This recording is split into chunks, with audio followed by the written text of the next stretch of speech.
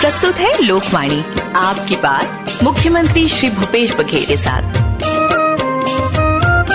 सभी श्रोताओं को नमस्कार, जय जोहार। साथियों, आज लोकवाणी कार्यक्रम की 19वीं कड़ी का प्रसारण हो रहा है, जिसका विषय है विकास का नया दौर। इस अवसर पर माननीय मुख्यमंत्री श्री भूपेश बघेल जी और आप सभी श्रोताओं का हार्दिक स्वागत है। लोकवाणी के सुनिए सबो सियान मन, दाई दीदी, भतीजा भतीजी और सब्बो संगवारी मल्ला मोर डहार ले जय जोहार। मोला बड़ खुशी है कि आज लोकवाणी के माध्यम से हमारे छत्तीसगढ़ राज्य के विकास के नवा दौर के चर्चा हुई। छत्तीसगढ़ के विकास होए एकर बड़ा सपना है, हमार पुरखा मन के सपना है, हमार नवा पीढ़ी के सपना है। ये सपना में रंग भरे के मौका हमन ला मिले है। हमन ये काम सेवा और जतन के भाव के संग करत हन। छत्तीसगढ़ के विकास के सही तरीका का होना चाहिए, एकर बर हमार सरकार जेन काम करत है ओमा जनता जनार्दन के विचार और सुझाव के स्वागत है। ये सब गोट बात प्रजातंत्र में जरूरी है। लोकवाणी में शामिल होके अपन बात ला रखे बर और हमार गोट बात ला सुने बर आप जम्मू मल्ला धन्यवाद। माननीय मुख्यमंत्री जी, छत्तीसगढ़ के विकास को लेकर जनता में बहुत उत्साह है। जब से आपने प्रदेश के मुख्यमंत्री के रूप में कार्यभार संभाला है, तब से प्रदेश में विकास का एक नया स्वरूप नजर आ रहा है। इस संबंध में हमारे कुछ श्रोताओं की जिज्ञासाएं हैं, जिनका समाधान वे आपसे चाहते हैं। नमस्कार माननीय मुख्यमंत्री जी, मैं चांदनी राजवाड़े बड़कापारा सूरजपुर से बोल रही हूँ। विकास के बारे में हम विगत 2 दशकों से अलग अलग तरह की बातें सुनते रहे हैं। इतने बड़े राज्य में कुछ एक्सप्रेस हाईवे या स्काईवे, इक्का दुक्का तालाबों का सौंदर्यीकरण, शॉपिंग मॉल, पुल, कुछ भव्य सरकारी दफ्तरों के निर्माण की तस्वीरें विकास के नाम पर पेश की जाती थी। लेकिन अभी के 2.5 साल में ऐसी तस्वीरें नहीं दिखाई पड़ रही हैं, बल्कि बेरोजगारी दर में कमी, आर्थिक तंगी से निपटने के उपाय, कुपोषण और मलेरिया दर में कमी जैसी बातें ज्यादा सुनने को मिल रही है। तो यह विकास सही है या पहले वाला विकास सही था? इस संबंध में आपके क्या विचार हैं? चांदी जी, बहुत अच्छा सवाल किया आपने। वास्तव में यह सिर्फ आपका नहीं बल्कि छत्तीसगढ़ का सवाल है। इसकी एक ऐतिहासिक पृष्ठभूमि भी है। मैं अपनी बात वहाँ से शुरू करना चाहता हूँ जहाँ से हमारे पुरखों ने doctor Khubchand Baghel, Pandit Sundarlal Sharma, barrister छिदीलाल, mini माता चंदूलाल चंद्राकर, पवन दीवान, डॉक्टर टुमनलाल, बिसाहुदास महंत, डॉक्टर राधाबाई, BR यादव, ठाकुर प्यारेलाल सिंह जैसे अनेक हमारे नेताओं ने, समाज सुधारकों ने, राजनेताओं ने, साहित्यकारों और कलाकारों ने पृथक छत्तीसगढ़ राज्य का सपना देखा था, इसके लिए संघर्ष किया था। वास्तव में यह भारत के नक्शे में सिर्फ एक अलग राज्य के रूप में एक भौगोलिक क्षेत्र की मांग नहीं थी, बल्कि इसके पीछे सदियों की पीड़ा थी। उन्हें यह महसूस होता था कहीं न कहीं वे दबे कुचले और शोषण की बीड़ियों में जकड़े हुए हैं। जिस धरती में संसाधनों की चमक हो, वहाँ के लोगों के आंखों में आंसू क्यों? यह दर्द हमारे पुरखों को सताता था। वास्तव में अलग छत्तीसगढ़ राज्य बनाने की मांग हमारे लिए बहुआयामी न्याय की मांग थी। ये छत्तीसगढ़िया सपनों और आकांक्षाओं को पूरा करने की मांग थी। जब बस्तर और सरगुजा के आदिवासी अंचलों में लोगों को उनके वनोपज का सही दाम नहीं मिलता था तो हमारा दिल दुखता था। जब कोई किसान कर्ज से लदे होने के कारण फांसी पर झूल जाता था, तब हमारी आत्मा रोती थी। जब हम छत्तीसगढ़िया आकांक्षाओं की बात करते हैं तो उसमें जाति, धर्म, समाज, वर्ग जैसी चीजों से ऊपर उठकर ऐसे विकास की बात करते हैं जिसमें हमारी परंपराओं और संस्कृति का सम्मान हो, जिसमें छत्तीसगढ़ी भाई बहनों के श्रम और उपज के सम्मान का भाव हो, छत्तीसगढ़ के स्वाभिमान की बात हो। आपने चमकदार निर्माण कार्यों की बात की है, तो मैं कहना चाहता हूँ कि सीमेंट कंक्रीट की चमक हमारे लिए कोई मायने नहीं रखती। हमारे लिए तो छत्तीसगढ़िया भाई बहनों की आंखों की चमक और उसके चेहरे की मुस्कुराहट महत्वपूर्ण है। 1.5 दशकों में छत्तीसगढ़ के विकास के सपने का क्या हाल हुआ, यह आप सबने देखा है। इसलिए जब हमें अवसर मिला तो हमने विकास की सही अवधारणा प्रस्तुत की। हम उद्योग धंधे, व्यापार, व्यवसाय के कतई खिलाफ नहीं। इनके विकास से राज्य आगे बढ़ेगा, रोजगार के अवसर बढ़ेंगे। हम इनका भरपूर विकास चाहते हैं, हर क्षेत्र में भरपूर विकास चाहते हैं। लेकिन जब सवाल जल, जंगल, जमीन और प्राकृतिक संसाधनों पर हक का आता है तो हम स्थानीय समुदाय के साथ खड़े होते हैं, क्योंकि सारे साधन जनता के हैं। इसलिए विकास में जनता की सीधी भूमिका और भागीदारी सुनिश्चित करना हमारा कर्तव्य है। अब चाहे धान का मान रखना हो, तरह तरह के कृषि और वन उपजों को सम्मान देना हो, यहाँ तक कि गरीबों का आखिरी सहारा गोबर को गोधन में बदलना हो, तो निश्चित तौर पर यह हमारी प्राथमिकता है। नरवा गरवा घुरवा बारी को हम छत्तीसगढ़ के सर्वांगीण विकास से ग्रामीण अर्थव्यवस्था और अस्मिता से जोड़ना हो, तो निश्चित तौर पर यह हमारी प्राथमिकता है। हम छत्तीसगढ़ के बुनियादी विकास की बात करते हैं और उसी दिशा में सारे प्रयास किए गए, जिसके कारण आर्थिक मंदी और कोरोना जैसे महासंकट के दौर में भी छत्तीसगढ़ की अर्थव्यवस्था अपनी पटरी पर बनी रही।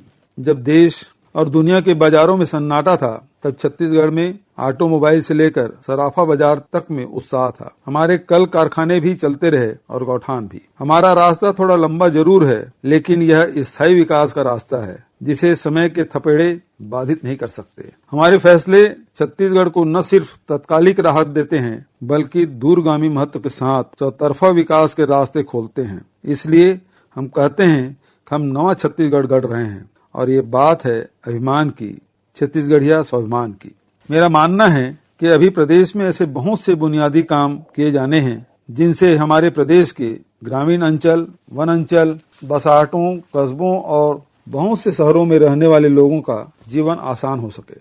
अच्छी सड़कों पर चलने का हक, अच्छे अस्पतालों में इलाज का हक, अच्छे स्कूलों में पढ़ने का हक, साफ पानी पीने का हक, अच्छी गुणवत्ता और उचित दर की बिजली आपूर्ति पाने का हक, अपने संसाधनों के आधार पर रोजगार का हक, अच्छी शिक्षा से अच्छी नौकरी पाने का हक छत्तीसगढ़ में रहने वाले हर व्यक्ति को है। हमारा मानना है कि छत्तीसगढ़ के हर नागरिक, हर बच्चे को ऐसी सुविधाएं मिलनी चाहिए जिनसे वे आज सुखी जीवन जी सके और बेहतर भविष्य बनाने के लिए शिक्षा, कौशल तथा अवसर प्राप्त कर सकें। इसलिए हमने 1.5 दशक की तरह लग्जरी सुविधाओं के चंद काम करने का लक्ष्य नहीं रखा है, बल्कि ऐसे सार्वजनिक निर्माण कार्यों को बढ़ावा देने का लक्ष्य रखा है जो एक साथ सैकड़ों हजारों लोगों के काम आ सके। यही हमारी मूल नीति है। विकास की इस दिशा में हम आगे बढ़ रहे हैं। माननीय मुख्यमंत्री जी, मैं बस्तर जिला जो ग्राम पंचायत मोंगरापाल ले अमन लहरे बलबी आचे। जय जोहार साहब। मैं एबे समाचार पढ़ते रहे कि आप मन आमा के काटबा काजे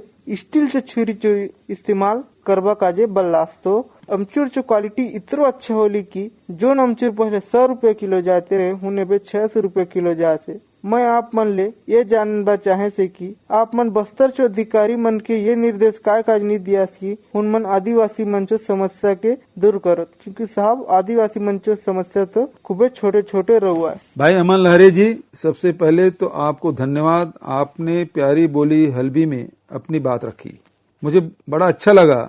आपने अमचूर का दाम बढ़ने में स्टील चाकू के बारे में सुना और चाहते हैं ऐसे उपायों का लाभ आदिवासी समाज को मिले।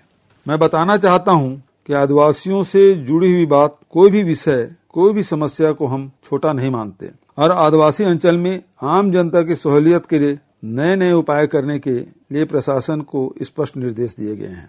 आपने देखा होगा कि पिछले 2.5 सालों में ऐसे अनेक छोटे बड़े नवाचार हुए जिसका लाभ मिल रहा है। डेनेक्स कपड़ा फैक्ट्री से लेकर वनोपज संग्रह में महिला स्व सहायता की भूमिका, देवगुड़ी के विकास से लेकर स्थानीय उपजों के वैल्यू एडिशन तक बहुत से काम किए गए हैं। मैं तो डीएमएफ के उपयोग को लेकर जब मैंने पहली बैठक में पूछा था इससे आदिवासी अंचलों का विकास कैसे होगा, कोई सही जवाब नहीं मिला था, और मैंने डीएमएफ के उपयोग के लिए नई गाइडलाइन बनवाई थी, जिसके कारण बस्तर में कुपोषण मुक्ति से लेकर मलेरिया उन्मूलन तक सफलता का नया कीर्तिमान रचा गया है। हमारी मुख्यमंत्री हाट बाजार क्लिनिक योजना अगर 11 लाख मरीजों तक पहुंची है, मुख्यमंत्री स्लम स्वास्थ्य योजना और दाई दीदी मोबाइल क्लिनिक जैसी पहल का लाभ 5 लाख लोगों को मिलता है, तो इसके पीछे आप जैसे साथियों की सोच और सहयोग है।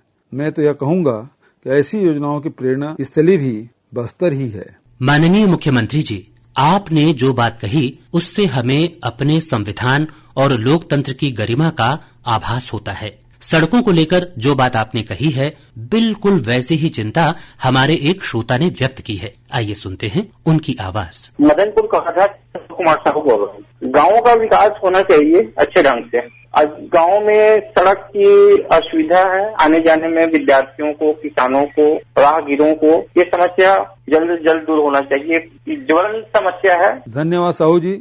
सोचिए कि गांव का बच्चा जब अपने घर से निकलकर स्कूल, अस्पताल या फिर शहर की तरफ आता है तो उसे जो सबसे पहली सुरक्षा चाहिए वह उसे अच्छी सड़कों से मिलती है। हमारी बेटियां और गर्भवती बहनों को घर से निकलते ही जो पहली सुरक्षा चाहिए वो उन्हें अच्छी सड़कों से मिलती है। दूध वाले, सब्जी वाले, रोजी या अन्य कामों पर जाने वाले लोग या किसान भाई बहन जब खाद बीज के लिए बाहर निकलें और उन्हें अच्छी सड़क न मिले तो उनकी क्या हालत होती है। किसी बुजुर्ग की कल्पना कीजिए जिन्हें समतल सड़क से ज्यादा सुविधा कुछ नहीं चाहिए। इसलिए हमने 4-5 लग्जरी सड़कों की कल्पना नहीं की, बल्कि हजारों ऐसे सड़कों की कल्पना की जो सुविधाजनक हो। आपको यह जानकर आश्चर्य होगा कि आगामी 2 वर्षों में हम 16,000 करोड़ की लागत से हजारों सड़कें और पुल पुलिया बना रहे हैं। हमारा लक्ष्य है सड़कों का नेटवर्क पूरा हो। ऐसा न हो कि सड़क तो हो लेकिन अप्रोच नहीं, पुल पुलिया नहीं। इसलिए हमारी परियोजनाओं में समग्रता का अभाव है। मैं हजारों सड़कों का उल्लेख तो नहीं कर सकता, लेकिन कुछ प्रमुख सड़कों के बारे में जरूर बताना चाहूंगा, जिससे उस अंचल के लोग समझ जाएंगे कि उनकी कितनी वर्षों की पुरानी मांग पूरी होने वाली है। ऐसी कुछ सड़कें हैं: रघुनाथपुर लुंड्रा धौरपुर मार्ग, अंबिकापुर दरमा हवाई पट्टी, मैनपाट मार्ग, कुनकुरी तपकरा मार्ग, बतौली बगीचा चिरईडांड मार्ग, चंद्रपुर डबरा मार्ग, खरसिया धर्मजयगढ़ पत्थलगांव मार्ग, कटघोरा हरदी बाजार, बलौदा अकलतरा मार्ग, मड़वा गिरौदपुरी, बरपारी बिरौद महाराजी मुख्य जिला मार्ग, अमोदी मड़वा पौनी मार्ग, राजिम पोखरा मार्ग, मंदिर हसौद चंदखुरी मार्ग, मेघा सिंहपुर दुगली मार्ग, दुर्ग अंडा उतई पाटन अभनपुर मार्ग, जामुल नंदनी अहवारा मार्ग, जगदलपुर बैलाडीला गीदम दंतेवाड़ा किरंदुल मार्ग। इसी तरह सबरी नदी पर केरलापाल बटनवाड़ा घाट पर बनने वाले पुल और इंद्रावती नदी पर बिंता सतसपुर धर्माबेड़ा मार्ग पर बनने वाले पुल से वहां के लोगों की जिंदगी में कितना अच्छा असर पड़ेगा, इसको सोचकर ही मैं बहुत रोमांचित हो जाता हूँ। इसी तरह जिलों में सड़कों के काम होंगे। ऐसी कोई सड़क नहीं बचेगी जिसके बारे में जनता की मांग हो और वह हमारी आगामी कार्य योजनाओं में शामिल न हो। हमने विभिन्न योजनाओं की सड़कों को तत्परता से बनाते हुए अनेक कीर्तिमान भी बनाए हैं। चलिए सिर्फ एक साल 2020-21 की बात कर लेते हैं। इसमें प्रधानमंत्री ग्राम सड़क योजना के तहत प्रदेश में 4,228 किलोमीटर सड़क बनाई गई।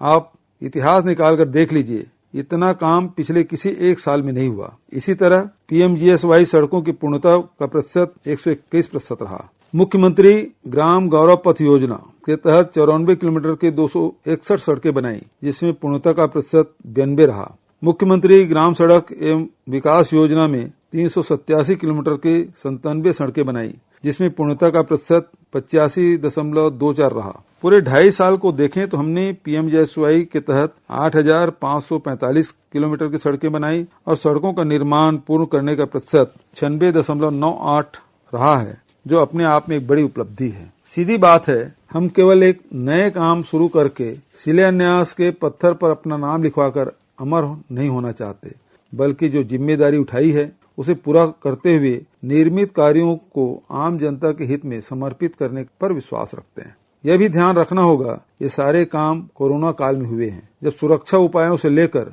लॉकडाउन तक की चुनौतियां थी। माननीय मुख्यमंत्री जी, आपने कहा था कि विकास का मतलब सिर्फ सड़कों का निर्माण नहीं होता, तो विकास के इस नए दौर में आपकी प्राथमिकताएं क्या हैं और उन प्राथमिकताओं में स्वास्थ्य सुविधाएं कहां पर हैं? आइए सुनते हैं इसी विषय पर एक श्रोता की आवाज।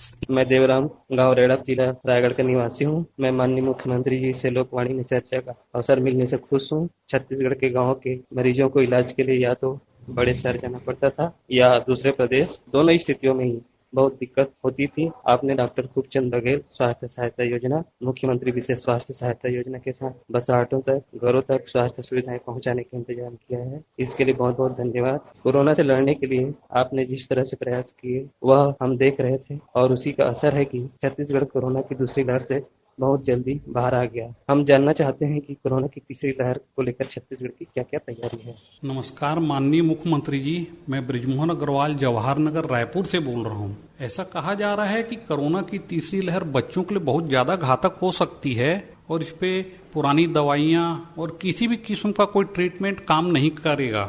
सेकंड वेव में भी देश में बहुत सारी तकलीफें आई थी, जैसे ऑक्सीजन की कमी और भी तकलीफें आई थी। हालांकि छत्तीसगढ़ में आपके प्रयासों से स्थिति संभल गई थी। अगर नई लहर ज्यादा खतरनाक हुई तो इसमें छत्तीसगढ़ की क्या तैयारी है? धन्यवाद भाई देवराम जी, बृजमोहन जी।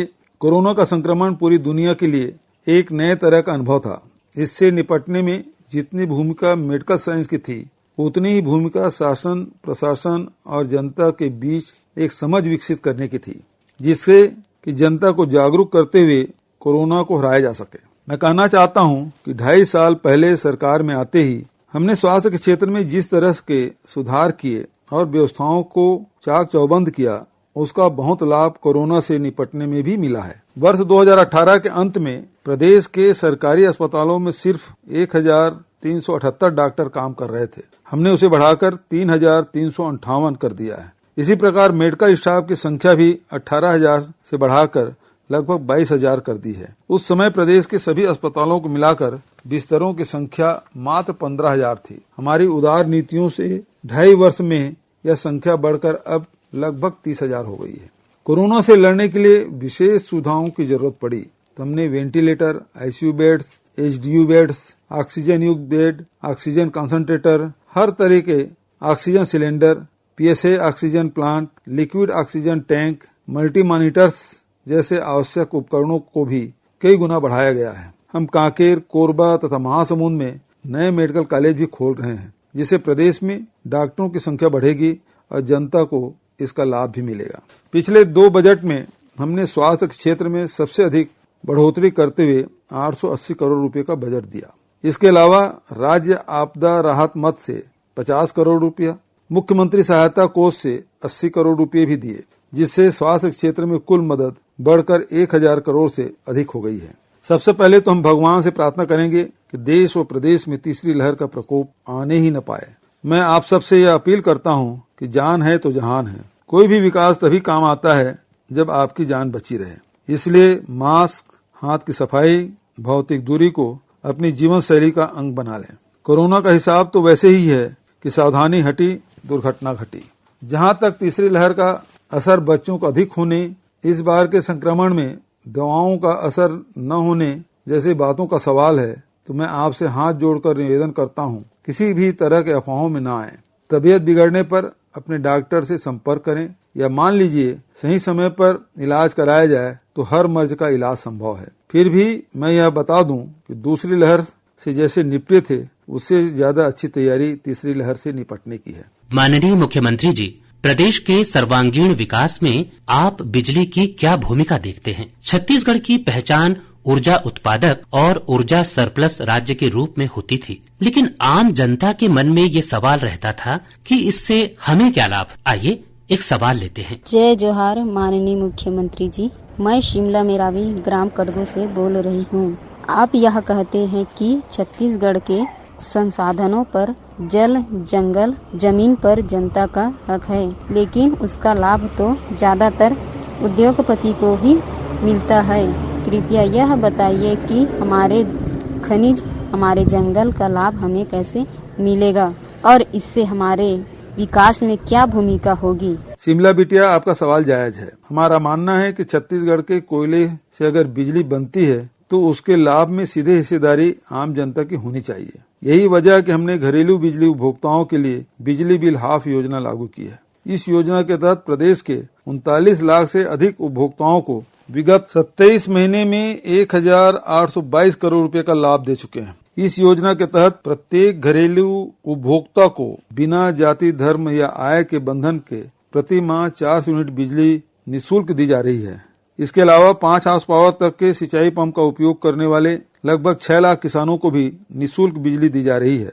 बीपीएल श्रेणी के 18 लाख परिवारों को 30 यूनिट बिजली प्रति माह निःशुल्क दी जा रही है। हम चाहते हैं कि बिजली के उपयोग से हमारे प्रदेश की जनता, गरीबों, किसानों का आत्मविश्वास और आत्मसम्मान बढ़े। इससे उनके परिवार को संबल मिले और वे विकास के हर साधन और हर रास्ते का उपयोग कर सकें। नमस्कार मुख्यमंत्री जी, मैं अपूर्वा शर्मा बोल रही हूँ। जब आप मुख्यमंत्री बने थे उस समय प्रदेश में कई स्थानों पर अघोषित बिजली कटौती का दौर चल रहा था। हमें याद है कि उस समय बहुत सी कार्रवाई भी हुई थी, लेकिन क्या विद्युत विकास के भी कुछ ऐसे काम किए गए हैं जिसके कारण प्रदेश में बिजली आपूर्ति की क्वालिटी में सुधार आया है? अपूर्वा बिटिया, सही सवाल किया आपने। दिसंबर 2018 की स्थिति में बिजली के ट्रांसमिशन डिस्ट्रीब्यूशन नेटवर्क के काम अधूरे थे। बड़ी बड़ी घोषणाएं हुई थी पर उन पर काम नहीं हुआ था। हमने तो तय किया कि जनता के खून पसीने का पैसा बर्बाद नहीं होने देंगे। इस तरह ठप पड़ी योजनाओं के 516 करोड़ रुपए लागत के बड़े बड़े काम हमने पूरे किए। कुछ का उल्लेख जरूर करना चाहूंगा। 400/220 केवी उपकेंद्र कुरूद जिला धमतरी, 220/132 केवी उपकेंद्र नारायणपुर जिला नारायणपुर तथा ऐसे उपकेंद्र धरदेही जिला मुंगेली, जगदलपुर जिला बस्तर में बनाए गए। इसके अलावा 132/33 केवी उपकेंद्र बीजापुर जिला बीजापुर तथा उदयपुर जिला सूरजपुर में बनाए गए। इन 6 विद्युत उपकेंद्रों से अब बिजली प्रदाय हो रही है।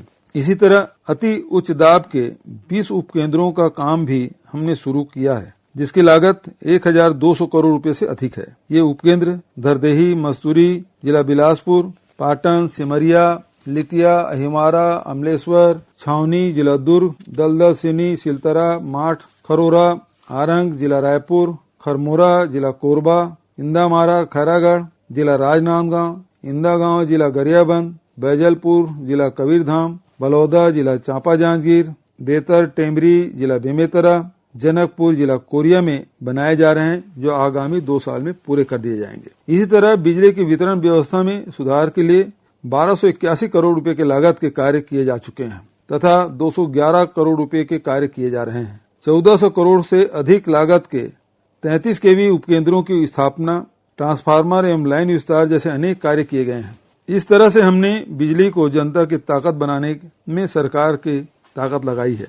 प्रदेश के औद्योगिक विकास का लाभ प्रदेश की जनता को दिलाने के लिए नई औद्योगिक नीति बनाई है, जिसके कारण प्रदेश में 47,000 करोड़ रुपए का पूंजी निवेश होगा और 67,000 से अधिक लोगों को प्रत्यक्ष रूप से रोजगार मिलेगा। अप्रत्यक्ष रूप से इसमें लाखों लोग को लाभ मिलेगा। हमने हर विकास खंड में फूड पार्क स्थापित करने की दिशा में कार्यवाही शुरू की है। 146 में से 110 विकास खंडों में भूमि चिन्हांकित हो गई है तथा 48 विकास खंडों में जमीन उद्योग विभाग को हस्तांतरित की जा चुकी है। सुकमा में फूड पार्क की स्थापना हेतु अधोसंरचना विकास का कार्य शुरू कर दिया गया है। दुर्ग जिले में 78 करोड़ रुपए लागत के वनोपज प्रसंस्करण के लिए बृहद इकाई स्थापित करने की दिशा में भी काम शुरू हो गया है। ऐसी दर्जन भर अन्य इकाइयां विभिन्न स्थानों पर लगाने के लिए निजी संस्थाओं से करार किए गए हैं। आदिवासियों तथा वन आश्रित परिवारों को सीधा लाभ दिलाने के लिए हमने समर्थन मूल्य पर वनोपज खरीदी संख्या 7 से बढ़ाकर 52 की। 17 वनोपज के संग्रहण, मजदूरी तथा समर्थन मूल्य में वृद्धि की, जिसके कारण से 13 लाख से अधिक आदिवासी और वन आश्रित परिवारों को हर साल 502 करोड़ रुपए अतिरिक्त मिलेंगे। राजीव गांधी किसान न्याय योजना के तहत हर साल लगभग 5700 करोड़ रुपए का भुगतान किया जा रहा है। गोधन न्याय योजना में होने वाले भुगतान में 125 करोड़ रुपए से अधिक हो चुका है। इस तरह हमने प्राकृतिक संसाधनों को लोगों के आय का जरिया बनाने का बड़ा कदम उठाया है और हमारी नजर में यही सार्थक विकास है। माननीय मुख्यमंत्री जी, जब बात प्राकृतिक संसाधनों से विकास की डगर बनाने की निकली है तो पानी की भी उसमें बड़ी भूमिका है। इस बारे में भी हमें कुछ सवाल मिले हैं, आइए सुनते हैं। मैं बिहारी राम वर्मा, सरपंच ग्राम पंचायत सरोरा जिला रायपुर से बोल रहा हूँ। छत्तीसगढ़ के मुखिया हमारे मुख्यमंत्री जिला मोर सादर प्रणाम। छत्तीसगढ़ राज्य गठन के समय से हम सब सुनते आ रहे हैं कि प्रदेश में सिंचाई और पीने के लिए पर्याप्त पानी की व्यवस्था की जाएगी। आपकी सरकार आने के पहले सिंचाई की कितनी परियोजनाएं अपूर्ण थी एवं आपके आने के बाद कितनी नई योजनाएं आप लेकर आए, इस दिशा में आप क्या करने जा रहे हैं, कृपया इस संबंध में बताने का कष्ट करेंगे। धन्यवाद। बिहारी भाई, आपने आंकड़ों में सवाल पूछा है तो मैं भी आंकड़ों में जवाब दे देता हूँ। 17 दिसंबर 2018 के पहले 18,000 करोड़ से अधिक लागत के 543 सिंचाई परियोजनाएं अधूरी छोड़ दी गई। इन परियोजनाओं के सर्वे आदि में जनता का बहुत सा पैसा लगा है। हमने मात्र 2 साल में इनमें से 138 परियोजनाएं पूर्ण कर दी है तथा 405 का काम प्रगति पर है। इतना ही नहीं, 17 दिसंबर 2018 के बाद हमने 429 नई परियोजनाएं स्वीकृत की है, जिसकी लागत 1657 करोड़ रुपए है। इसमें से भी 12 योजनाएं पूर्ण कर दी गई है और 417 योजनाएं प्रगति के विभिन्न चरणों पर हैं। इस तरह मात्र 2.5 साल में नई पुरानी मिलाकर 150 सिंचाई परियोजनाएं हमने पूर्ण की है और 822 योजनाओं का काम शुरू कर दिया है, जिसे निर्धारित समय में पूरा करने का लक्ष्य है। मैं बताना चाहता हूं कि आगामी 2 वर्षों में भाटापारा शाखा नहर, प्रधान पाट बैराज, खरखरा मोहंदी पाट, जोग व्यापवर्तन सिंचाई परियोजना का लाभ जनता को मिलना शुरू हो जाएगा। जहां तक पेयजल का सवाल है, तो हमने जल जीवन मिशन के माध्यम से एक बड़ा अभियान छेड़ दिया है, जिसके तहत वर्ष 2023 तक प्रदेश के सभी 39 लाख ग्रामीण घरों में नल से शुद्ध जल पहुंचाया जाएगा। पहले प्रति व्यक्ति प्रतिदिन 40 लीटर शुद्ध पेयजल प्रदाय का लक्ष्य था, इसे बढ़ाकर 55 लीटर प्रति व्यक्ति प्रतिदिन कर दिया गया है। इस योजना के चालू वर्ष में 850 करोड़ रुपए का बजट आवंटन किया गया है। पिछले महीने हमने वर्चुअल कार्यक्रम के माध्यम से सभी जिलों में जल जीवन मिशन का शिलान्यास कर दिया है। हमारा मानना है कि जब हर घर में नल के माध्यम से शुद्ध पानी पहुंचने लगेगा तो उससे सबसे अधिक राहत हमारी माताओं बहनों को मिलेगी। अपने घर पर लगे नल से साफ पानी मिलना शुरू हो जाए, यह विकास का सही मापदंड है। मैं बताना चाहता हूं, भारत सरकार ने जल जीवन मिशन के तहत सभी ग्रामीण घरों में नल के माध्यम से शुद्ध जल पहुंचाने के लिए वर्ष 2024 की समय सीमा तय की है, लेकिन हम छत्तीसगढ़ में यह काम 1 साल पहले पूरा करना चाहते हैं, ताकि इसे ग्रामीण घरों में लोगों का समय और परिश्रम बचना जल्दी शुरू हो जाए, जिससे वे शिक्षा, स्वास्थ्य, रोजगार जैसे कामों में अधिक ध्यान दें। माननीय मुख्यमंत्री जी, शिक्षा की चुनौती जिस तरह पूरे देश के सामने है, उसी तरह से ये छत्तीसगढ़ में भी सदा से मौजूद रही है। विकास के इस नए दौर में आपने शिक्षा में सुधार के लिए क्या कदम उठाए हैं, इस संबंध में श्रोता जानना चाहते हैं। हमने सरकार में आते ही सबसे पहले शिक्षकों को सम्मान दिलाने का अभियान शुरू किया, क्योंकि जिस समाज में शिक्षक शिक्षिकाओं का सम्मान होता है, उसी समाज में नए ज्ञान के अंकुर फूटते हैं। सबसे पहले तो अपना वादा निभाया और 26,000 शिक्षक कर्मियों का संविलियन किया, जिसमें उन्हें नियमित वेतनमान, पदोन्नति, स्थानांतरण जैसे तमाम सुविधाएं मिलने लगी। हमने छत्तीसगढ़ राज्य बनने के बाद पहली बार प्रदेश में करीब 15,000 स्थायी शिक्षकों की भर्ती करने की घोषणा की थी। प्रारंभ में यह मामला अदालती दांवपेच में फंस गया, फिर कोरोना जैसी त्रासदी सामने आ गई। इन बाधाओं के बावजूद अभी तक प्रदेश में 2,800 व्याख्याताओं की भर्ती का काम पूरा हो चुका है। उन्होंने ज्वाइन भी कर लिया है। 10,000 से अधिक पदों पर शिक्षकों तथा सहायक शिक्षकों के चयन की प्रक्रिया पूरी हो गई है। स्कूल खुलते ही नए शिक्षक शिक्षिकाएं बच्चों को पढ़ाने के लिए मौजूद रहेंगे। अनुसूचित जाति, अनुसूचित जनजाति के बच्चों को छात्रवृत्ति तथा भोजन सहायता राशि में वृद्धि की गई है। देश में पहली बार शिक्षा के अधिकार के तहत 12वीं तक निःशुल्क शिक्षा की व्यवस्था की गई है।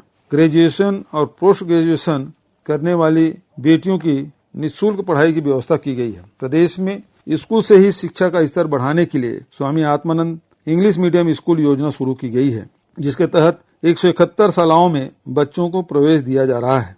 कोरोना से जिन बच्चों के पालकों का निधन हुआ है, उन बच्चों को निःशुल्क शिक्षा देने के लिए हमने महतारी दुलार योजना शुरू की है, जिसके तहत सरकारी तथा निजी स्कूलों में बच्चों को प्रवेश दिलाकर उनकी निःशुल्क शिक्षा, पात्रता अनुसार छात्रवृत्ति तथा निःशुल्क कोचिंग आदि की व्यवस्था की जा रही है। विभिन्न वर्गों और शैक्षणिक स्तर के लोगों के रोजगार के व्यापक प्रबंध किए जाने के कारण प्रदेश में बेरोजगारी दर 2.5 वर्षों में 22% से घटकर 3% पर आ गई है, जो राज्य के विकास के विभिन्न प्रयासों की सार्थकता का प्रतीक है। जय हिंद, जय छत्तीसगढ़। श्रोताओं, लोकवाणी का आगामी प्रसारण 8 अगस्त 2021 को होगा, जिसमें माननीय मुख्यमंत्री जी आदिवासी अंचलों की अपेक्षाएं और विकास विषय पर चर्चा करेंगे। आप इस विषय पर अपने विचार, सुझाव और सवाल दिनांक 28, 29 और 30 जुलाई 2021 को दिन में 3 बजे से 4 बजे के बीच फोन करके रिकॉर्ड करा सकते हैं। फोन नंबर है